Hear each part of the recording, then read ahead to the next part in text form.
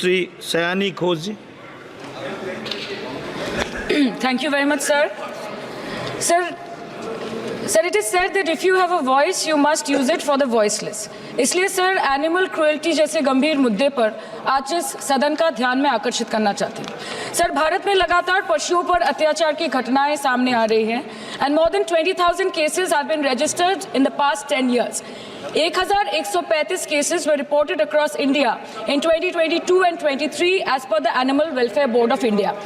Sir, over the years, much has been discussed about the inadequacies in the Prevention of Cruelty to Animals Act 1960, such as poor enforcement of this law and meager penalties of rupees 10 to 15 for cruelty towards stray animals. And in November 2022, the draft PC Amendment Bill 2022 was published by the Department of Animal Husbandry and Dairy for public comments.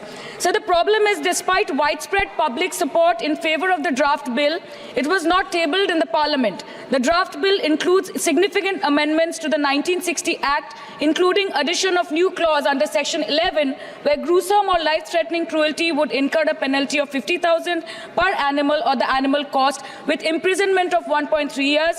Killing an animal would result in a 75,000 penalty per animal or 3 times the cost of the animal and imprisonment of 3 to 5 years or both. पर sir, ये और शब्द में ही समस्या है, क्योंकि जब तक ये और शब्द रहेगा तब तक फाइन्स देके ये क्रिमिनल माइंडसेट वाले लोग उनको छुटकारा मिल जाएगा और पशुओं पे अमानविक अत्याचार की घटनाएं बढ़ती रहेगी। सर, आज जो लोग रात के अंधेरे में कुत्ते के बच्चे और बिल्ली के बच्चे को मारते हैं, कल दिनदार है वो हमारे बच्चों को मारेंगे।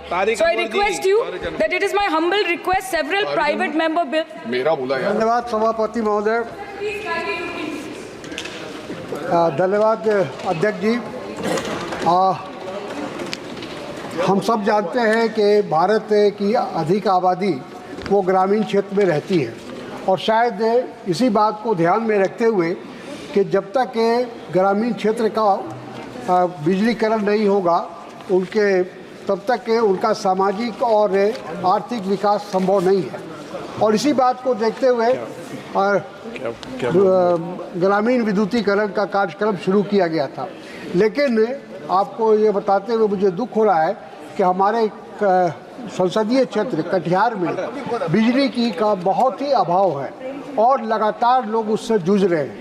लेकिन लगातार हम लोग भी उसकी शिकायत कर रहे हैं और जिला प्रशासन को कर रहे हैं, राज्य प्रशासन को कर रहे हैं, लेकिन उसमें कोई सुधार नहीं है।